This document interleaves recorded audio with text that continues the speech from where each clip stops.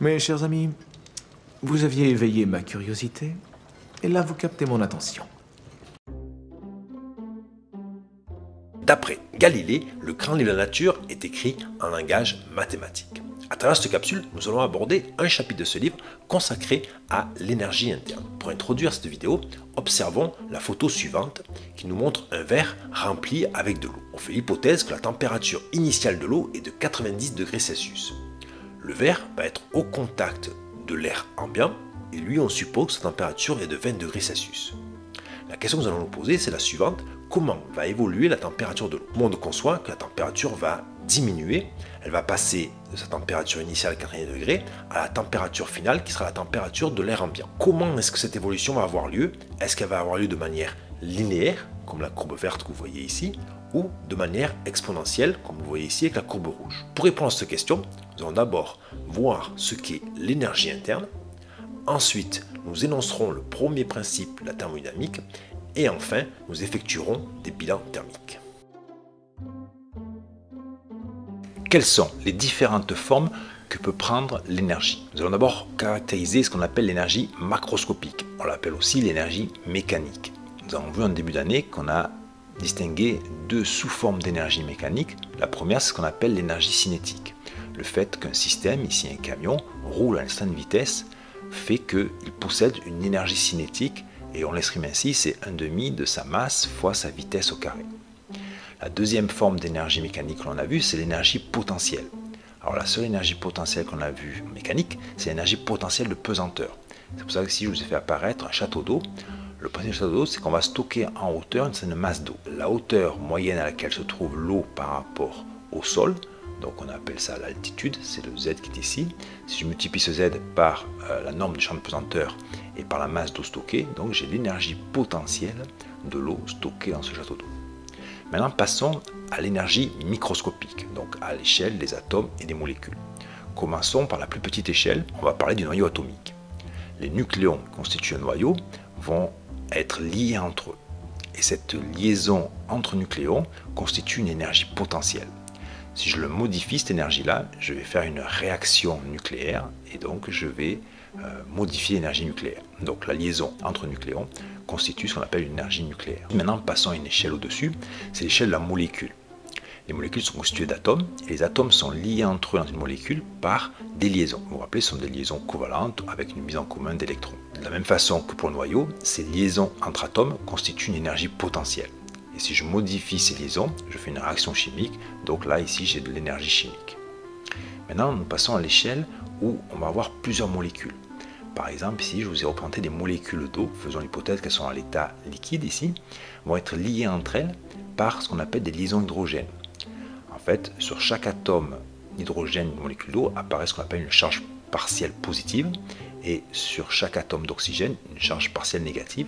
Donc il apparaît ici ce qu'on appelle une liaison hydrogène entre un atome d'hydrogène et un atome d'oxygène de deux molécules d'eau différentes. En fait ici nous avons de nouveau des liaisons entre molécules qui constituent une énergie potentielle, mais nous allons prendre en compte aussi ce qu'on appelle l'agitation des molécules. À l'état liquide et solide, les molécules ne vont pas se déplacer, mais elles vont vibrer autour d'une position moyenne. Tandis qu'à l'état gazeux, elles vont se déplacer, donc là on aura bien une vitesse de déplacement des molécules, donc ça constitue ici ce qu'on appelle l'énergie cinétique.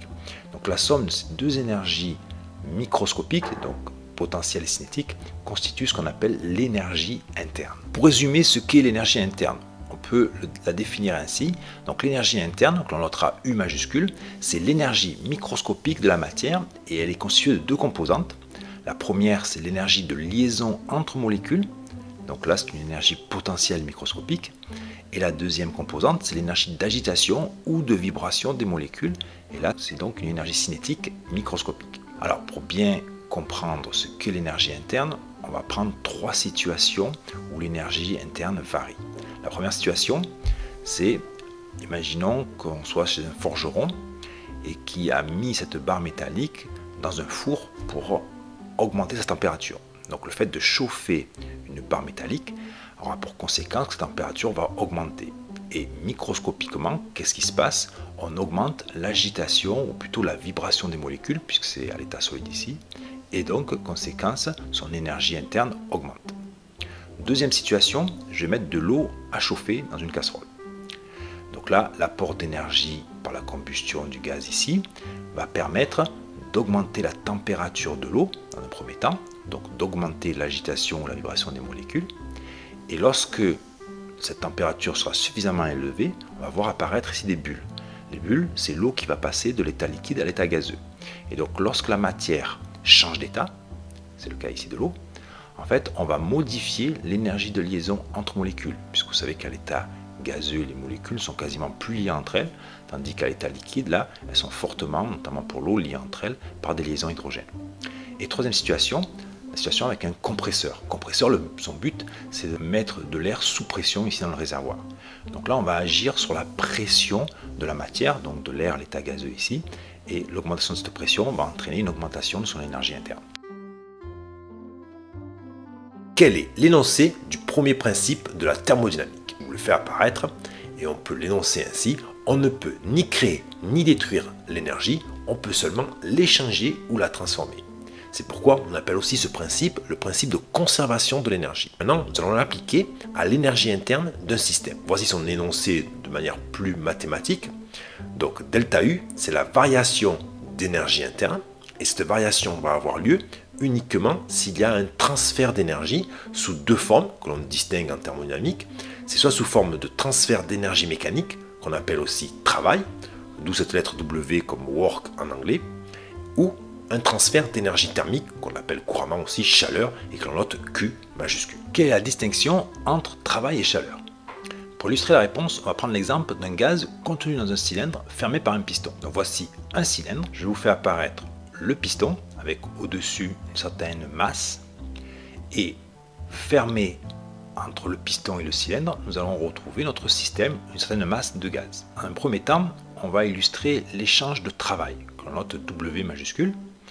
Si le piston descend, donc le gaz va être comprimé, l'énergie interne à ce moment-là va augmenter. Donc la variation d'énergie interne sera positive, le système a reçu du travail. De la même façon, maintenant, imaginons que le gaz se détende.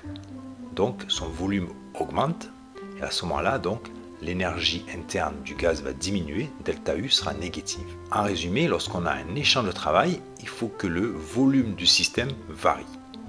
Maintenant, imaginons qu'on ait un système qui permet de chauffer le gaz, par exemple une résistance électrique soumise à une différence de potentiel. Un certain courant électrique va traverser la résistance et par effet Joule, cette énergie électrique va être transformée en énergie thermique.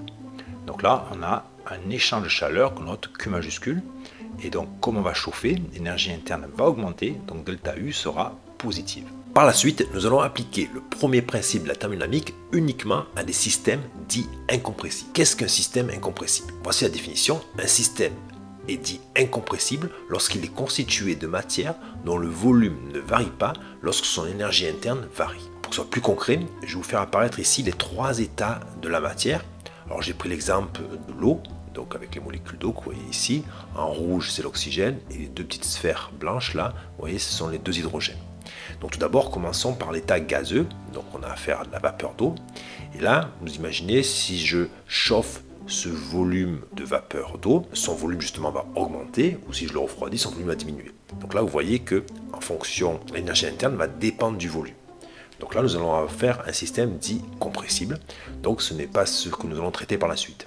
Par contre, maintenant, si je prends l'état liquide, donc de l'eau à l'état liquide, avec ici de nouveau les molécules d'eau, alors la distinction entre l'état liquide et l'état solide, les molécules d'eau sont figées de manière permanente. Elles ont une position et elles ne peuvent pas bouger cette position-là. Par contre, en état liquide, les molécules sont figées entre elles, mais vont pouvoir temporairement se détacher et se rattacher un peu plus loin.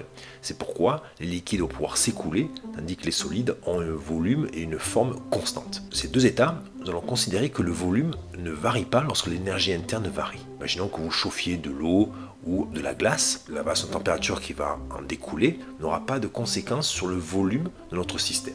C'est pourquoi on va parler là de système incompressible. Pour faire simple, les systèmes incompressibles sont des systèmes qui sont à l'état liquide ou à l'état solide. Maintenant, nous allons voir comment on exprime le premier principe de la thermodynamique à un système incompressible. Donc là, je vous fais apparaître l'expression qu'on a vue juste avant du premier principe appliqué à l'énergie interne, avec W et Q, les transferts d'énergie sous forme mécanique et thermique. Et voici son expression pour un système incompressible.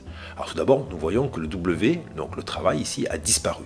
Pourquoi? Parce que on ne peut pas transférer de l'énergie sous forme de travail à un système incompressible puisque son volume ne va pas pouvoir varier.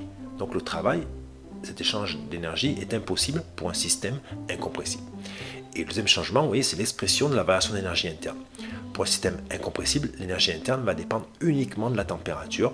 Donc nous avons cette expression-là, en fait c'est C, la capacité thermique, que multiplie l'écart de température entre l'instant final et l'instant initial. Là, je vous fais apparaître les unités. Donc C, donc on appelle ça la capacité thermique, ça s'exprime en joules par Kelvin. L'écart de température va s'exprimer en Kelvin. Alors, une petite remarque, dans l'exercice, vous verrez que si on exprime une différence de température, qu'elle soit en Kelvin ou en degrés Celsius, c'est pareil, puisque la conversion de Celsius en Kelvin, c'est juste une translation, donc l'écart est le même, que ce soit exprimé en Kelvin ou en Celsius. Et donc, la chaleur, ou le transfert d'énergie thermique en joule. Quelle est la signification du premier principe de thermodynamique appliqué à un système incompressible? Alors, pour bien comprendre son sens, je vais faire une analogie avec la deuxième loi de Newton. Pour la deuxième loi de Newton, vous vous rappelez, on pouvait dire que la somme des forces, c'était ce qu'on appelle la cause, et que la conséquence de la force, c'était l'apparition d'une accélération. L'accélération allait entraîner une variation de vitesse. Pour la thermodynamique, la cause, ça va être l'apport ou le prélèvement de chaleur, et la conséquence, ça va être une variation d'énergie interne, et concrètement pour un système incompressible, une variation de température. Si l'on continue l'analogie, on va pouvoir interpréter le sens de la capacité thermique qui apparaît ici en le comparant à la masse pour la deuxième loi de Newton. En effet, la capacité thermique peut être interprétée comme l'inertie thermique. Alors, cette analogie, on peut la compléter avec deux photos ici. Lorsque j'ai un camion ici qui se déplace, il a une certaine masse. Et si je veux modifier sa vitesse, donc l'accélérer ou le ralentir, il va falloir que j'applique une grande force parce que sa masse est très importante. Plus la masse est importante en mécanique, plus la variation de la vitesse sera faible. Mais c'est pareil en thermodynamique. Alors, j'ai pris l'exemple ici d'une mer ou d'un océan. Ce système-là aura une grande capacité thermique. Si on veut voir la température de la mer ou de l'océan varier, il va falloir apporter une grande quantité de chaleur. La capacité thermique traduit cette inertie thermique d'un système thermodynamique. Cette capacité thermique, on va pouvoir la décomposer en le produit d'une masse fois ce qu'on appelle la capacité thermique massique, ramenée à 1 kg de matière. Donc je fais apparaître ici les unités. La capacité thermique s'exprime en joules par Kelvin, la masse bien sûr en kilogrammes, et donc la capacité thermique massique sera des joules par kilogramme et par Kelvin.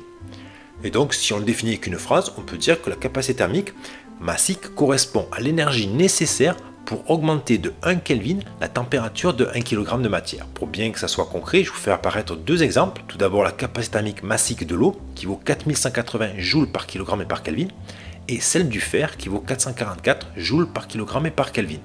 Donc là je vous fais apparaître 1 kg d'eau contenu dans une fiole de 1000 ml et un poids de 1 kg en fer. Imaginons que je veuille augmenter de 1 Kelvin ou de 1 degré Celsius, c'est pareil. Ces deux masses, pour l'eau il me faudra apporter 4180 joules, tandis que pour la masse de fer seulement 444 joules. Donc dit autrement, l'inertie thermique de l'eau est beaucoup plus grande que l'inertie thermique du fer. Comment varie la température d'un système lorsqu'on lui prélève une puissance constante? Donc je vais reprendre l'exemple d'un verre qui contient de l'eau. Je vais considérer qu'il y a 200 g d'eau et l'eau est caractérisée par sa capacité thermique massique qui vaut 4,18 joules par gramme et par Kelvin. Donc là, je peux calculer la capacité thermique de mon système. Il suffit de multiplier la masse par la capacité thermique massique. Donc la masse est en grammes et la capacité thermique en joules par gramme et par Kelvin. Donc les unités concordent. Donc je fais bien 200 fois 4,18 et ça me fait 836 joules par Kelvin. Et je considère que mon système a une température initiale de 90 degrés Celsius. Donc je vais placer ce verre d'eau dans un réfrigérateur. Celui-ci a pour objectif donc de refroidir les aliments et on va considérer qu'il a une puissance frigorifique de 200 watts, c'est-à-dire que chaque seconde il va prélever 200 joules à tous les aliments, donc notamment mon verre d'eau présent dans le réfrigérateur. Et la question que je vais me poser, c'est quelle sera la température finale de l'eau au bout de 5 minutes. Alors pour ça, je vais écrire un bilan thermique. Donc j'applique le premier principe de thermodynamique à mon système incompressible. Donc je peux écrire ceci: la capacité thermique de mon système fois son écart de température finalement initial est égal à la chaleur qu'il a reçue ou perdue. Donc ici, il perd de la chaleur. C'est pour ça que je vais écrire ici moins P fois delta T. Vous vous rappelez, Q est en joules, P c'est une puissance, Donc la puissance fois une durée, c'est bien l'énergie. Et il faut bien mettre un moins ici parce qu'en fait, je le fais apparaître avec une flèche, vous voyez, mon système perd de la puissance. S'il avait été placé dans un four, il aurait gagné la puissance et donc j'aurais eu un plus ici et la température aurait augmenté. Ici, j'ai un moins, ma température va diminuer, la différence de température sera négative. Une fois que j'ai écrit ça, mon but étant de trouver la température finale, je vais isoler TF moins TI, ça me fait TF moins TI égale moins P delta T sur C. Et si j'isole TF, ça me fait TF égale TI moins P fois delta T sur C. Il suffit de faire l'application numérique, température initiale 4,5 degrés, la puissance 200, la durée, il faut la mettre en secondes, donc c'est bien 5 minutes fois 60 secondes, divisé par 836, et si on fait le calcul, on obtient 18,3 degrés Celsius. Alors maintenant, on peut se demander comment va varier au cours du temps la température. Donc pour ça, je vais reprendre mon expression ici, mais je vais juste remplacer donc TF moins TI par T moins TI, et pareil pour le temps, mon delta T c'est T moins 0, ainsi mon expression devient la température au cours du temps, c'est TI moins P sur C fois T. Comment varie la température d'un système lorsqu'on lui prélève une puissance variable? Je reprends donc l'exemple de mon verre qui contient de l'eau. Les caractéristiques sont les mêmes que pour la diapo précédente. Mais cette fois-ci, je ne vais pas le placer dans un réfrigérateur, je vais le laisser au contact de l'air ambiant. Alors l'air va jouer le rôle d'un thermostat, c'est-à-dire que je vais considérer que sa température ne va pas varier au cours du temps et elle sera toujours constante et égale à 20 degrés Celsius. Je suppose que la capacité thermique de l'air est très grande par rapport à la capacité thermique de mon système ici qui vaut 836 joules par Kelvin. L'eau, qui a initialement une température supérieure à celle du thermostat, donc 90 par rapport à 20, va donc donner de la puissance thermique à l'air. Cette puissance, perdue par l'eau, va l'être par convection. Donc là, je vais reprendre l'expression de la puissance qu'on avait vu dans le chapitre précédent, échangée par convection. Donc c'est H, le coefficient de convection, fois S, la surface de contact entre le fluide, donc ici l'air et l'eau, fois l'écart de température entre l'eau, donc qui sera comment noter T, moins la température de l'air, donc qui vaut 20 ici dans l'expérience. Quelle sera la température de l'eau au bout de 5 minutes? Alors pour ça, je vais écrire de nouveau un bilan thermique. Alors si je l'écris sur la durée totale de l'expérience, parce que la température initialement est à TI et finit à TF, je vais écrire ceci. Donc C TF moins TI égale moins P delta T.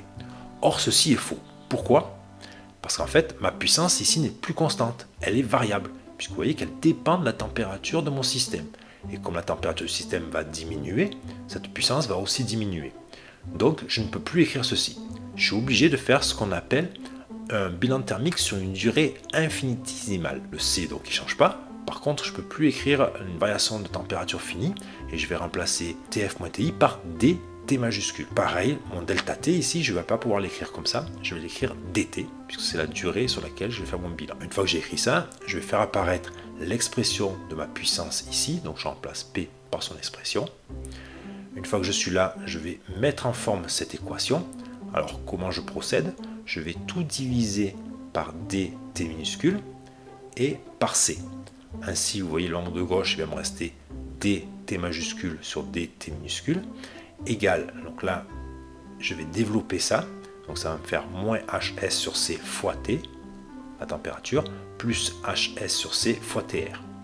Une fois que je suis là, je la mets en forme, c'est-à-dire que je vais passer ce terme où il y a la température là du côté gauche, donc ça me fait ceci, et là je vais poser, vous vous rappelez, la constante de temps qu'on avait vu déjà dans les différentes équations différentielles vues précédemment, en faisant en sorte qu'elle apparaisse ici sous la température. Donc il suffit de poser taux égale C sur HS. Et ainsi, j'obtiens cette équation différentielle, D de la température sur D le temps, plus la température sur taux, égale la température de l'air sur taux.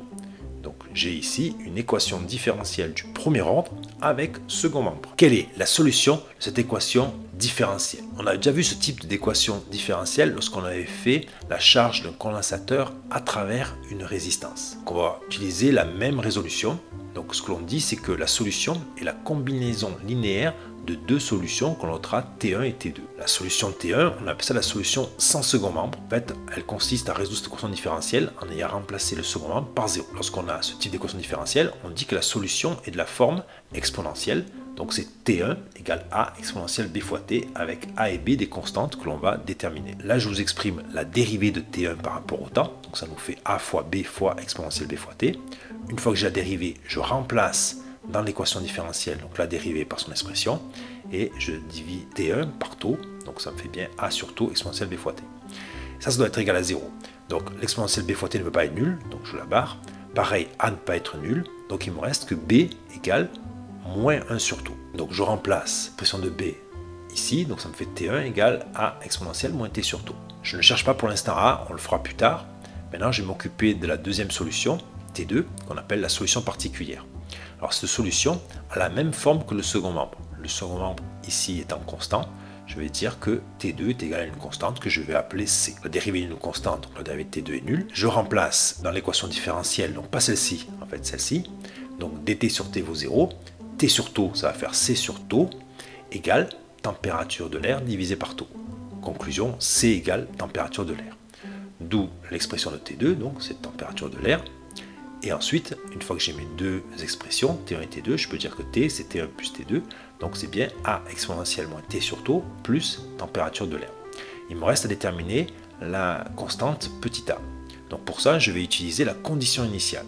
Je sais qu'à T égale à 0, T cette fois-ci c'est le temps, ma température, T majuscule, est égale à TI. J'applique si vous voulez cette condition initiale dans l'expression de ma température là, donc ça me fait TI égale A, exponentielle de 0 c'est 1, j'ai bien A plus TR.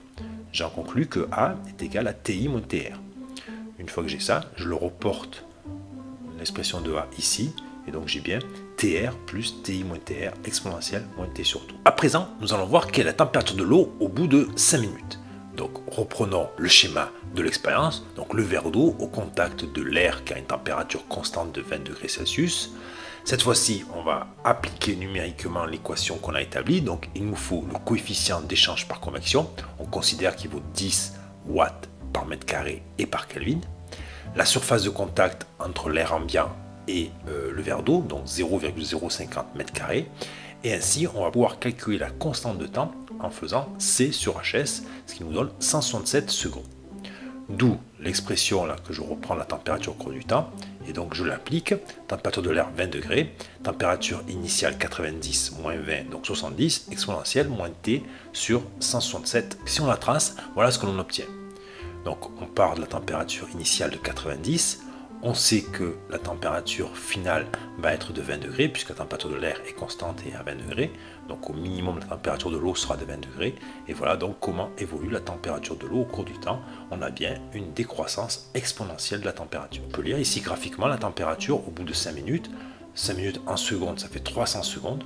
Donc on dit à peu près 31,6 degrés Celsius. Ensuite, maintenant je vais comparer cette courbe à la courbe qu'on a obtenue lorsqu'on a mis le verre d'eau dans un réfrigérateur qui lui prélève une puissance constante de 200 watts. Pour appeler l'expression de la température au cours du temps, donc si j'ai fait l'application numérique, ça me fait 90 moins 200 sur 836 fois T.